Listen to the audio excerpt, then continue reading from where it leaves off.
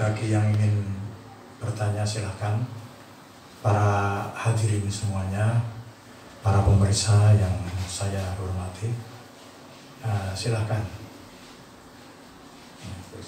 Bagaimana hukumnya masuk thariqah? Bagaimana hukumnya masuk thariqah? Ya, ada pertanyaan. Langsung saja saya jawab. Ya. Ini saya mengambil dari Imam Suyuti.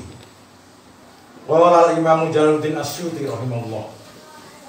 Wa amma ilmul qalbi wa ma'rifatu amrodihi minal jasadi wal ujbi waryai wa namiha. Faqala Ghazali innaha fardu ain. Ya. Imam Jalaluddin As-Suyuti ini bukan sembarangan imam, hafal ratusan ribu hadis ya, al-hafidh, bukan sembarangan orang yang berkata bahwa ilmu thariqah itu kaitannya adalah dengan ilmu hati dan mengetahui penyakit-penyakit hati. Nah, penyakit hati itu antara lain adalah dengki, hasad, dengki. Temannya berhasil, dia malah sakit hati. Padahal dia juga berhasil, tapi di tempat yang lain. Ya. Kalau biasanya orang itu melihat rumput tetangga itu lebih hijau. Ya. Oleh karena itu, orang yang berhasil itu biasanya kurang merasa berhasil, dan dia akan melihat orang lain lebih berhasil dan dia sakit hati. Akhirnya dia jatuh ke dalam akhlak yang buruk. Ya, misalnya ujub, gumun. Nah, ini orang yang sudah beribadah, ya, orang yang sudah merasa bahwa dia harus selalu mendekatkan diri kepada Allah, ya. Ini cobane para kiai, ya, tahajud serajin, ya, selalu menjaga diri dari perbuatan-perbuatan haram. Loh, ternyata setan tidak kehilangan akal, dia masuk ke dalam lubang yang lain yang disebut dengan ujub. Ujub itu mengagumi diri sendiri. Wah, saya ini sudah suci, ya, saya ini sudah dekat kepada Allah, saya ini saya ini karena apa? Dia merasa bahwa dia itu mengagumi diri sendiri. Terus ria itu kalau dia beramal, dia ingin dipublikasikan. Wah, amalnya 100 juta. Wah, ini hebat. Televisi ya, supaya mengcover ya, disiarkan di mana-mana dan sebagainya. Apa tujuannya? Tujuannya adalah dirinya supaya dianggap oleh masyarakat itu orang yang murah, ya, baik, dan seterusnya. Begitu juga akhlak yang lain, misalnya kibir, sombong, dan sebagainya. Nah, untuk memerangi ini kan sulit. Jadi kita ini selalu, ya, berperang dengan ini, yaitu dengan dirinya sendiri, dengan sifat-sifat yang buruk di dalam diri sendiri. Ini tasawuf ini, ya, tasawuf. Nah, dalam ayat Al-Quran dikatakan walladzina jahadu fina lanahdiyannahum subulana. Orang-orang banyak yang berjihad di dalam diriku. Nah, Hai di dalam sabilillah, di dalam diriku. Pasti aku tunjukkan kepada dia jalan-jalan. Jalan kemana? Jalan kepada al-haq, jalan kepada kebahagiaan dunia dan akhirat. Oh, ya. Kalau ingin bahagia, maka jihadlah. Nah, jihad ini menurut para ulama bukan perang. Karena ayat ini turun sebelum Rasulullah hijrah. Padahal perang itu diwajibkan setelah Rasulullah hijrah, kalau tidak salah 2 tahun setelah Rasulullah hijrah. Wa qatilul ladzina yuqatilunakum kafah. Perangilah mereka dan seterusnya. Ya, orang-orang yang memerangi kamu, orang-orang yang memerangi kamu, perangilah secara keseluruhan. Jadi jihad sebelum yang diturunkan wajahidu ini bukan jihad melawan musuh, yaitu dalam perang, yaitu musuh kafir tadi, karena belum ada syariatnya. Tiada lain adalah perang melawan hawa nafsu. Nah inilah. Nah karena ayat ini perintah yang jelas, maka itu alasan para ulama mengatakan bahwa seperti Imam Ghazali berkata, ya, berkata, inna fardu ainin, bahwa mempelajari ilmu thariqah itu adalah fardu ain. Fardu ain itu apa? Ya kayak sholat ya, seperti sholat, seperti zakat. Kalau sholat, zakat dan sebagainya fardu ain atas perintah Allah SWT, ya. Tapi tidak langsung menyentuh hati. Maksudnya bukan langsung menyentuh hati, hatinya itu tidak diatur bagaimana, kecuali dasarnya sudah niat. Jadi wong umpamanya sholat, Allahu Akbar, terus dia itu udah merasa bahwa Allah itu di dalam kitab tahrir misalnya, yang disebut khusyuk itu terbatas paling minimal adalah subhanallah. Ketika subhanallah rabbiyal a'la itu dia sudah mengingat kepada Allah, itu sudah khusyuk minimal, ya. Nah, tuntutan thariqah ini, tuntutan thariqah tasawuf itu adalah semuanya dari segi hati, bukan af'alul jawarih, bukan perbuatan-perbuatan tangan. Ya. Jadi oleh karena itu menyembuhkannya itu juga harus berdasarkan ayat tadi. Rasulullah kan ketika pulang dari perang Badar, ya, wah sahabat tuh senang tuh guyu-guyu, wah kita ini, wah kita menang perang Badar. Coba orang 365 ya sekitar itu, lo kok bisa mengalahkan ribuan orang. Wah senang. Ketika Rasulullah melihat para sahabatnya sukaria, Rasulullah bersabda, nahnu narji'un min jihadil asghari ilal jihadil akbar. Kita itu kembali dari jihad kecil, perang seperti itu dianggap jihad kecil, ilal jihadil akbari, ke jihad yang lebih besar.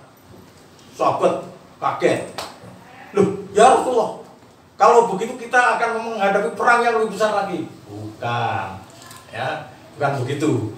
Jihadur rajuli nafsahu wa hawahu, yaitu jihadnya orang terhadap nafsahu, dirinya sendiri, wa hawahu, dan apa hawa nafsu ini tercoba ya, hawa nafsu, kecenderungan manusia, ya, yang tidak ada batasnya, ya. Ono jengki ada apa jenenge mau sing mecer tomak iku mecer, ya. Waduh hartane wong ku mecer motone, ya, kepengin menguasai dan sebagainya. Itu sifat tamak. Nah itulah maka alasannya mengapa para ulama tadi seperti yang dikatakan oleh Imam Al-Ghazali bahwa innaha fardu ain. Ini ada di dalam kitabnya Imam Suyuti Al-Asbah wan Nadzair. Ya, Al-Asbah wan Nadzair,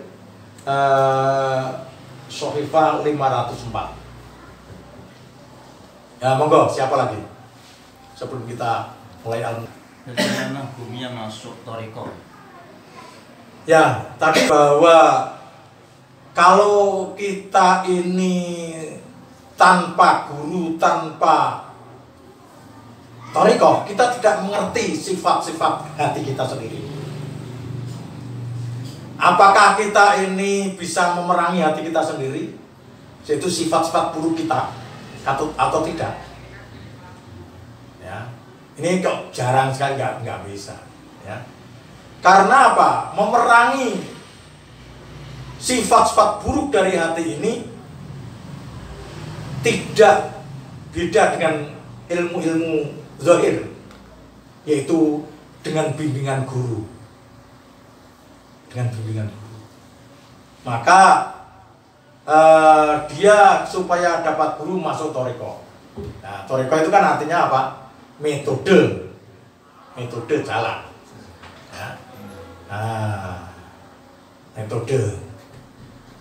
Jadi metode itulah yang penting, bagaimana cara membersihkan hati. Tasfiyatul qalbi, yaitu hati itu menjadi bening. Ya.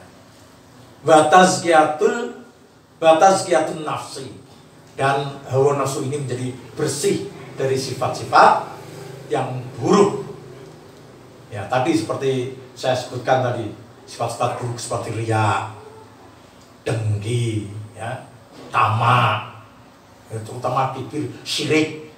Syirik itu kan ada yang syirik khafi, ada syirik akbar, ada syirik asghar, ya. Syirik asghar itu ya riya itu. Ya. Mengapa riya itu disebut syirik asghar, ya? Ya, karena ketika kita beribadah itu, kita malah menginginkan pujian orang, bukan pujian Allah, pujian orang. Jadi dengan demikian maka tadi ya, kenapa? Ya. Apa pertanyaannya tadi? Apa? Masuk thariqah. Masuk thariqah itu hukumnya tadi, hukumnya menjadi fardu ain para ulama itu. Seperti dari perkataan siapa? Imam Al-Ghazali tadi. Ya, Imam Al-Ghazali. Ya, untuk menjadi baik kan harus wajib toh. Menghindari yang jelek-jelek itu kan wajib, ya. Menghindari jelek itu. Ya, kayak corona saya ini ya, menghindari wajib. Oke. Nah, saya ini kan fatwa ulama, sujud Jumatan dhisik. Nah, soalnya apa? Kalau ini agak menyimpang ini ya, agak menyimpang ya. Tapi yang sekarang ini kan terjadi, ya, terjadi. Begini, saya teringat Umar bin Khattab ketika mau masuk ke daerah yang disebut ada taun, ya, penyakit taun, pagebluk, ya, balak. Umar itu ketika mau masuk tidak jadi, karena orang mengatakan di situ, yaitu kalau tidak salah Damaskus, itu sedang terjadi taun tadi, corona, ya, dari corona. Nah terus Umar nggak jadi masuk. Umar terus menutup semua orang, jangan masuk ke situ, ya. Kita juga yang di dalam tidak boleh keluar, jaga semua. Umar pulang, orang protes, nah, protes. Loh, Sayyidina Umar, kok Anda ketakutan masuk ke dalam? Kalau Allah menghendaki mati, matilah. Kalau tidak, ya tidaklah. Ya. Loh, kok begitu? Sayyidina Umar berkata, aku ini lari dari takdir menuju ke takdir Allah yang lain. Menuju takdir Allah yang lain. Jadi oleh karena itu, boyo jangan mas kiai-kiai dan sebagainya mengatakan fatwa ulama MUI itu melanggar, fatwa MUI itu tidak baik, ya. Fatwa MUI mau memperaikan sholat dan sebagainya, jangan begitu ya. Kita ini diatur oleh negara. Ya. Saya setuju sama Hakim ya begini. Ya, saya setuju sama Hakim. Ya sudah, kita taati saja apa yang dikatakan oleh MUI karena mereka ini memiliki kewenangan di situ. Ya begitu ya. Kita jangan bertindak sendiri. Yaitu yang terpenting, yang pertama jangan pergi. Yang kedua, sering basuh tangan pakai sabun. Ya. Yang ketiga, jangan dekat-dekat, jarak antara satu orang dengan yang lainnya. Nah, ini jarak 1 meter paling tidak 1 meter. Nah, himbauannya begitu. Karena ternyata di Jakarta sudah 400 berapa itu 27 kok, ya, meningkat banget ya. Hanya dalam waktu sedikit satu minggu, ya, yang meninggal di Sulawesi, ya. Nah itu. Ya, ini. Jadi orang yang memiliki kapasitas ya menjadi guru, menjadi pembimbing umat dan sebagainya, ya tempatkanlah dengan baik supaya dia dihormati, diikuti. Karena ulama warasatul anbiya, ulama pewaris Nabi. Jadi ketika Nabi menata ya, meminta supaya kita ini umatnya Rasulullah ini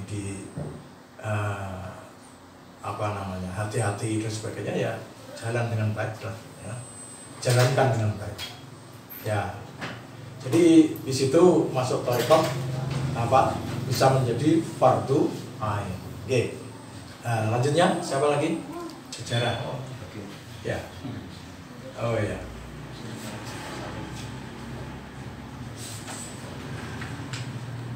Sejarahnya antara thariqah dan tasawuf. Iya. Sejarahnya thariqah dan tasawuf. Ada hubungan antara thariqah dengan tasawuf, itu yang pertama. Buat thariqah itu mengarah ke tasawuf. Jadi jalan untuk menuju ke tasawuf. Dulu tasawuf apa thariqah ya? Ya. Saya mengatakan dulu thariqah. Saya ingin mengukakan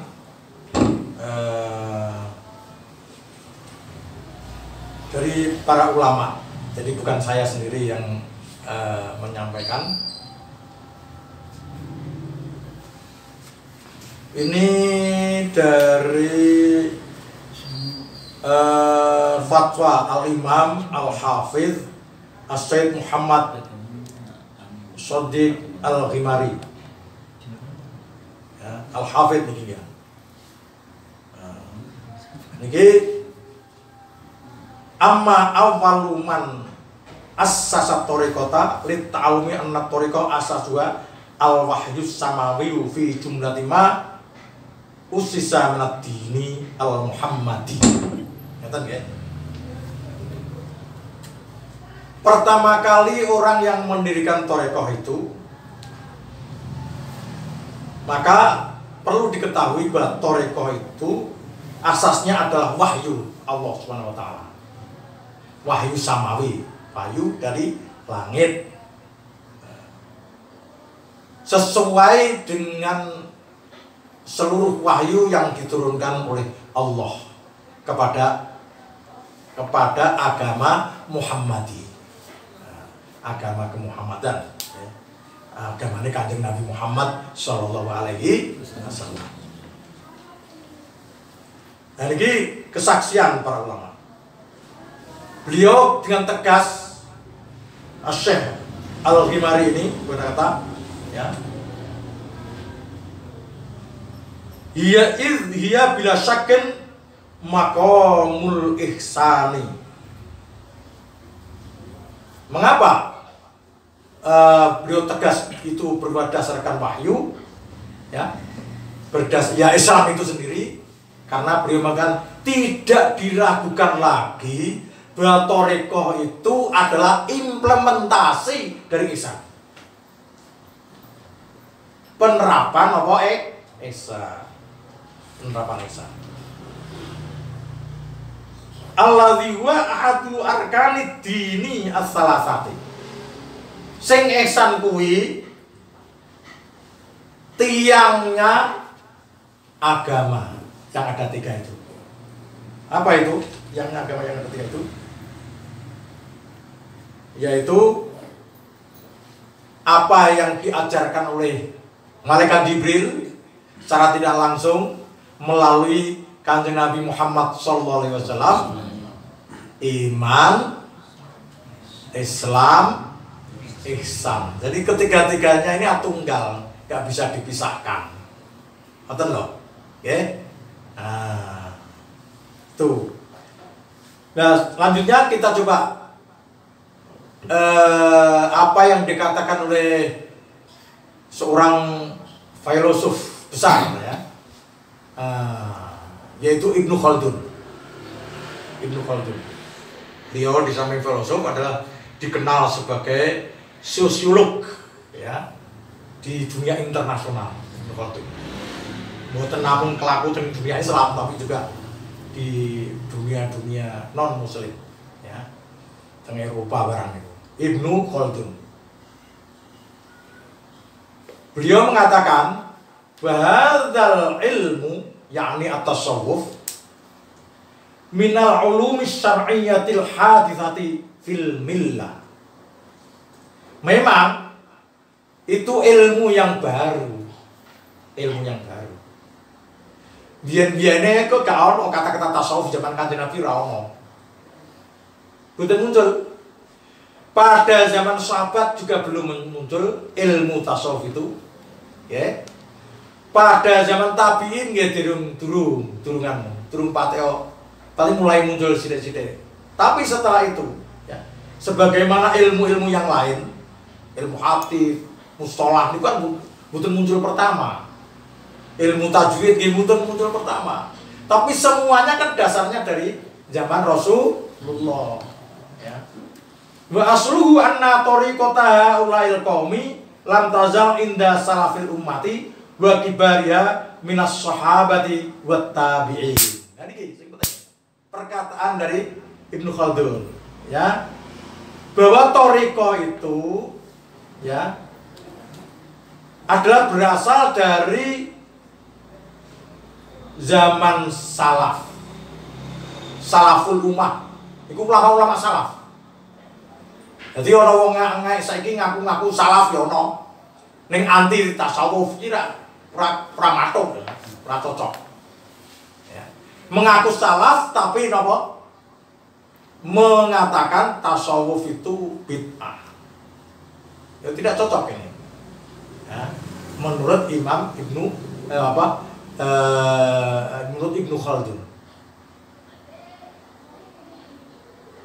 Dan pembesar-pembesarnya salaful ummah, tokoh-tokoh salaful ummah, baik sahabat,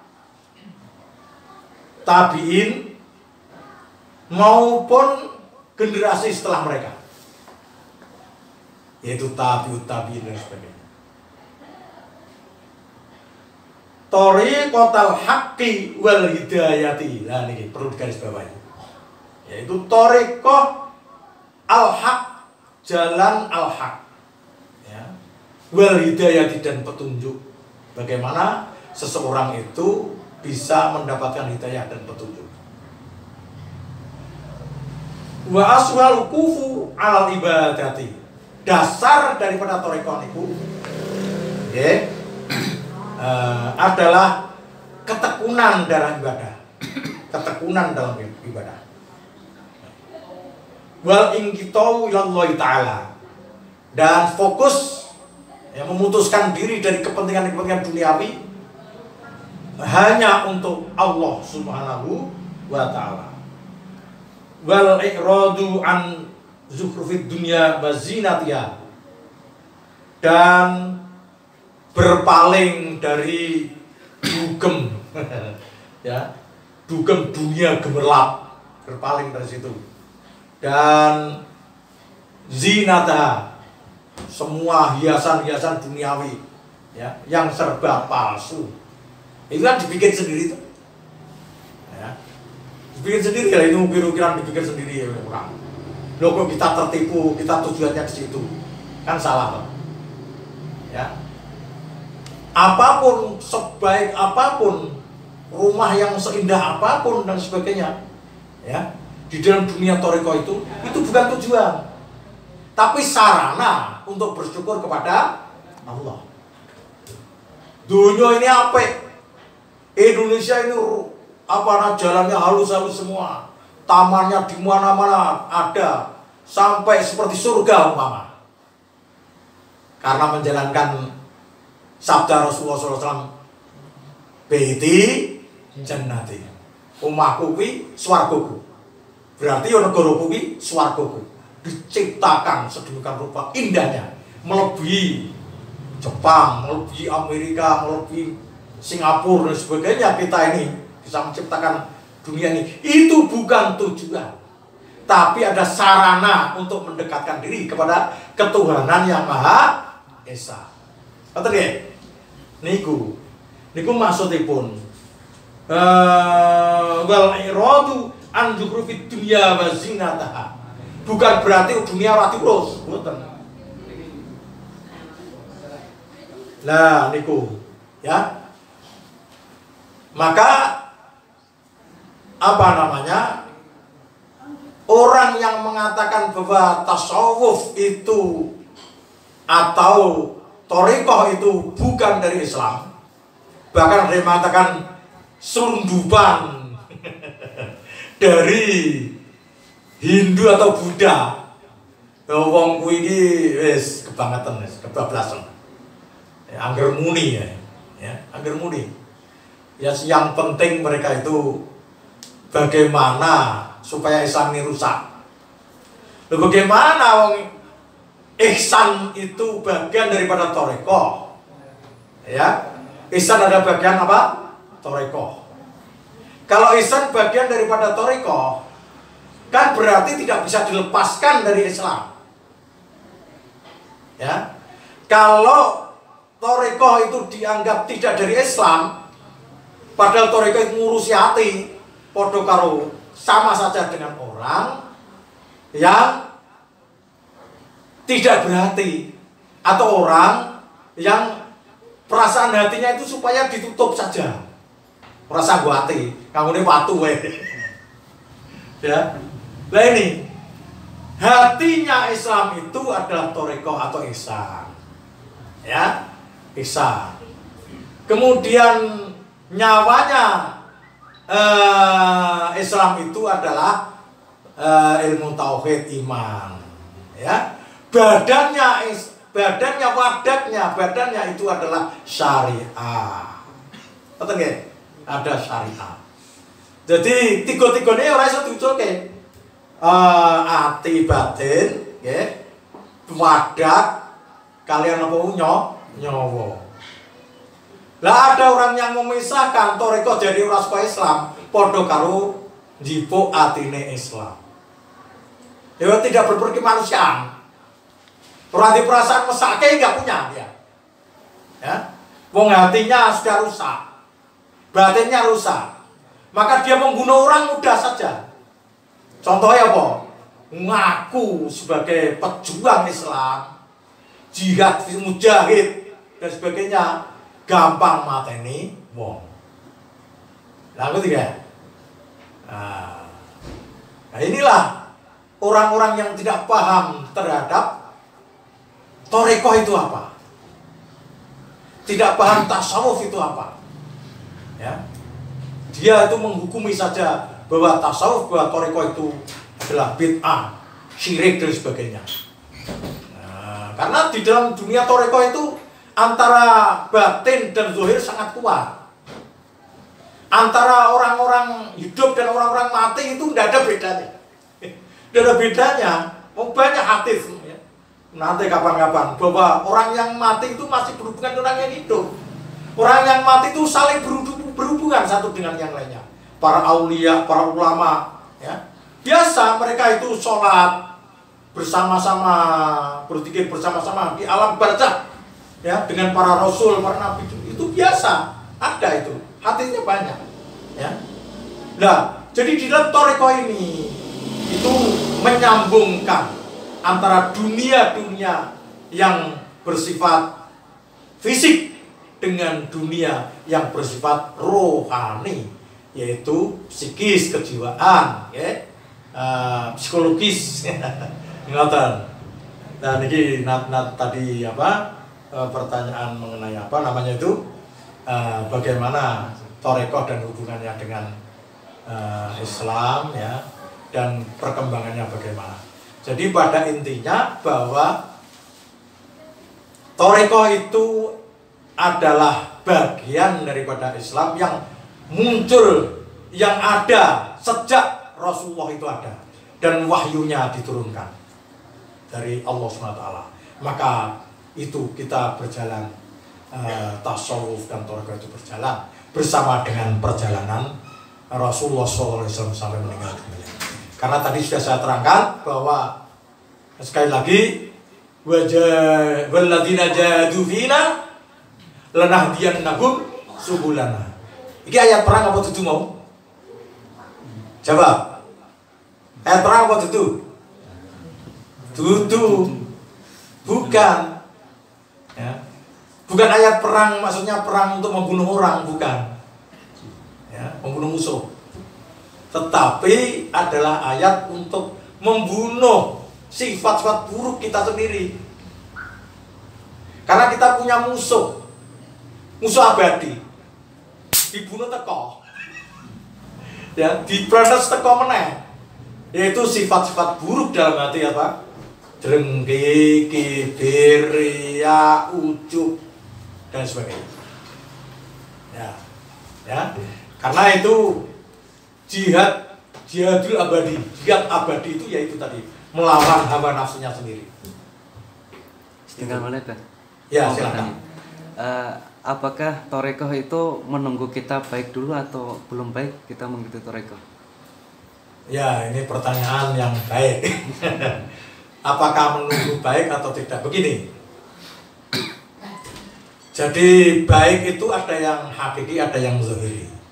Ada yang batini, ada yang zahir saja, batinnya tidak baik. Ya. Meskipun kita tidak bisa menilai bahwa seorang itu hatinya tidak baik, tidak bisa. Ini jenis sudon, Pak. Sudon ya dilarang loh, nggak boleh. Paham nggak? Nah, jadi kita itu ingin baik apa tidak, gitu saja. Jadi kalau kita itu mengerti bahwa kita ini masih ada sifat kibir, sifat susah ning ngene dunya, ya, sifat prihatin ning ngene dunya, ning ngene anak, ning ngene bojo, ning ngene keluarga prihatin, ngrentes, nganti lara kadang-kadang. Ada apa tidak seperti ini? Wonge sholat ya terus, tahajud ya terus, tapi kok mati gara-gara istrinya meninggal dunia, atau gara-gara anaknya meninggal dunia, atau hartanya apa? Terbakar dan sebagainya. Loh, ini masih tergantung dia dengan lainnya, dengan sifat yang bersifat apa? Bendawi, bersifat dunia. Jadi kalau demikian maka yang ngaji. Kalau sudah orang itu sifatnya sudah bersih dari itu, wah, ini dunia ini mung sarana kok, ya. Kabeh iki bakal dihadapkan kalian Allah SWT, ya, akan dimintai pertanggungjawaban. Anakku diambil bayi, monggo, ridho. Nah, apa yang ditakdirkan oleh Allah, dia ridho dan sebagainya, ya, itu merupakan sifat-sifat yang baik. Sifat-sifat yang baik. Contoh sekarang,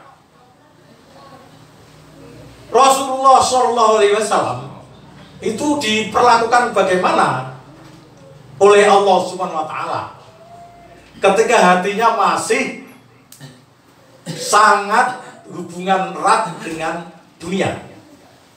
Nah, contoh, Kanjeng Nabi sebelum hijrah itu tidak 2 tahun sebelum hijrah itu kan diboikot oleh kaum Quraisy, nggih. Tidak boleh hubungan apa-apa baik hubungan keluarga, hubungan ekonomi, hubungan saling ketergantungan dan sebagainya. Ya. Nganti aroh-aroh ya ora. Lewat guyu ya ora. Ya. Kalau dia berkata tokno wae dijudakake cara Jawane ya. Dijudakake.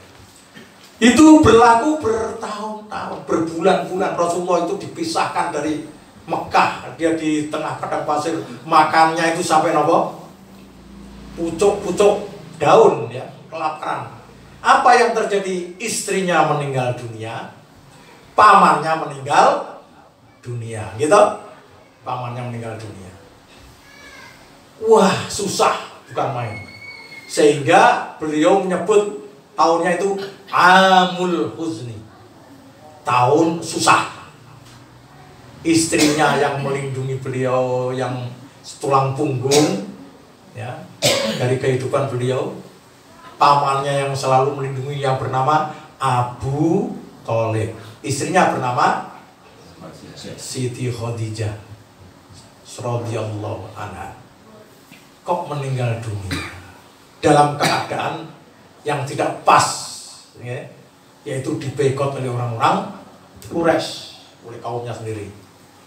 Nah, akhirnya Allah Subhanahu wa Ta'ala mengutus malaikat Jibril dan malaikat Israfil ya, bertemu dengan Rasulullah, bagi Rasulullah, ya Rasulullah silahkan ya, diayem-ayem ya, monggo saya silahkan untuk supaya kesedihan Rasulullah itu tidak berlarut-larut. Ya. Lalu apa yang terjadi? Rasulullah dibedah, Rasulullah dibawa ke pinggir sumur, sumur apa? Zam-zam, sumur Zam-zam. Israfil membawa ember, ada air Zam-zam di situ. Dibedahlah Rasulullah oleh malaikat Jibril, yang bedah malaikat. Ya. Malaikat terus ditanyakan bedahnya di mana ya, supaya malaikat bedah. Dintokke apa atine lho, kowe kentokke piye ya, jangan ditanyakan malaikat ya. Ya, jantungnya dicuci 3 kali, dilebokke meneh. Sing dibuang napa? Sifat-sifat Rasulullah, yaitu masih ada taluk dunia, hubungan-hubungan dunia. Dengan meninggalnya dan susahnya tadi, akhirnya kesedihan, kesusahan dan sebagainya dihilangkan kabeh, kembalikan lagi di dada Rasulullah, kemudian ditutup lagi oleh malaikat ya. Terus Rasulullah setelah itu kok hilang, susah hilang kabeh ya.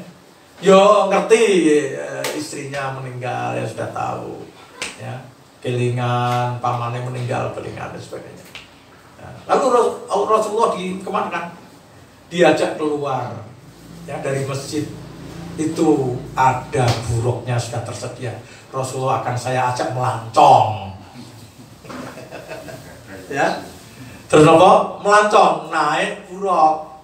Oke, buruk itu lebih besar sedikit daripada himar, tapi di bawah bigol. Ya, bigol tidak apa. Ya. Ya. Gus niku, mari kita berjalan. Berjalan terbuang sejauh mata memandang, hanya selangkah. Terus, ya, begitu. Di situ Rasulullah melihat bermacam-macam, ya, bermacam-macam kejadian, ya, di dalam bepergian. Apa yang beliau lihat yang pertama? Mampir tengene nopo Mesir. Loh kok ada kuburan wangi baunya. Tanyalah Rasulullah kepada malaikat Jibril, itu kuburan siapa? Nah, malaikat Jibril, ya itulah kuburan Masyito. Ya. Dia itu mati syahid, dibakar oleh Fir'aun ya, di dalam minyak besar, kemudian dikuburkan di sini. Baunya wangi sampai sekarang. Rasulullah pertama kali apa? Ziarah dulu di situ. Ziarah apa kota ya? Ziarah. Maksud ziarah syirik. Ya. Rasulullah setelah itu berjalan lagi, melihat peristiwa antara lain ada orang panen itu pagi panen, sore tumbuh, ya, sore panen, pagi tumbuh, terus menerus berjalan seperti itu. Pohon apa itu namanya, hasil, ya, bumi. Rasulullah bertanya, itu siapa? Ya itulah orang-orang yang banyak sedekahnya, ya. Terus berjalan lagi sampai melihat orang yang ngeprui kepalanya sendiri dengan batu, sakit-sakit, ya, tetap dikepruk terus. Rasulullah mengatakan, itu siapa? Malaikat Jibril, itulah dari umatmu besok yang suka mengundur-mundur sholat. Terus jalan lagi, ada orang memotongi lidahnya sendiri, itu siapa? Ikulah umatmu sing ribah. Okay. Terus jalan lagi, ya, akhirnya sampai di Masjid Aqsa, ngimami imam banyak, ngimami nabi-nabi dan rasul. Setelah itu kemudian pendek kata, beliau terus naik ke angkasa, namanya Mi'raj. Ya. Sampai setelah langit Sabtu 7 itu Mi'raj itu pertama kali beliau tidak langsung Mi'raj, tetapi beliau silaturahim dulu, minta restu. Pertama ke langit pertama Nabi Adam, ya, ya. Habis itu kemudian Nabi Nuh, Nabi Ibrahim sampai Nabi Musa. Nah, mohon restu ziarah dulu karena akan mendapatkan kenikmatan besar untuk menghadap Allah SWT. Kalau orang mau menghadap Allah SWT ya ziarah dulu lah kepada seluruh leluhur, ya, alim ulama kiswin. Ini ajaran baik, ya, gitu. Orang kok merasa nikmat jangan diwi orang. Nah, terus kemudian sampai langit Sabtu 7, naik lagi malaikat Jibril Mikail tidak mampu. Akhirnya Rasulullah sampai kepada Sidratil Muntaha. Dia melihat sekelilingnya seperti tersihir, ya. Belanggemen ya, Bu. Kayak song ngomong. Belanggemen. Dengar ngarsane Gusti Allah meneh wah, guys. Ndelok surat, ndelok aras, ndelok kursi ningali. Melihat apa malaikat-malaikat yang berzikir dari jagat wetan, subhanallah. Apinya itu menjilat sampai jagat kulon, ya, sampai melompati galaksi-galaksi, ya. Gimana ini, ya? Nah, malaikat itu hebat-hebat, ya. Itu yang menciptakan Allah SWT. Kepalanya di atas langit, bumi, kakinya di atas bumi. Yang rukuk ya rukuk, sujud ya sujud, semua berzikir semua, ramai di jagat raya, di angkasa, luar angkasa. Rasulullah kemudian ada tetesan air, ya, dari aras ke mulut Rasulullah, baru sadar, ya, oh, aku ini menghadap Allah SWT, ya. Terus selalu baca at-tahiyyatul mubarakatus sholawatut thayyibatu lillah, ya. Oh, dia terus membaca tahiyat kepada Allah SWT, menghormati Allah.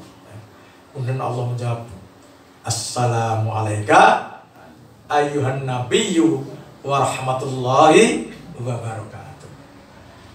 Jawab Rasulullah, assalamu alayna wa ala ibadillahis sholihin.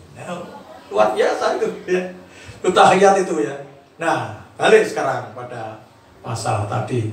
Rasulullah itu juga mengalami dibersihkan hatinya. Itu Rasulullah, ya.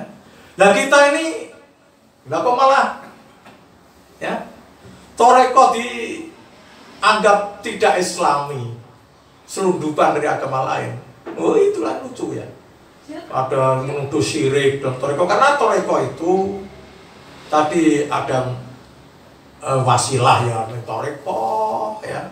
Ada ziarah, ya, Thariqah, ya, dan sebagainya, yang kemudian menjadi tulang punggung dari ahli sunnah wal jamaah. Nah, itu. Wallahu a'lam.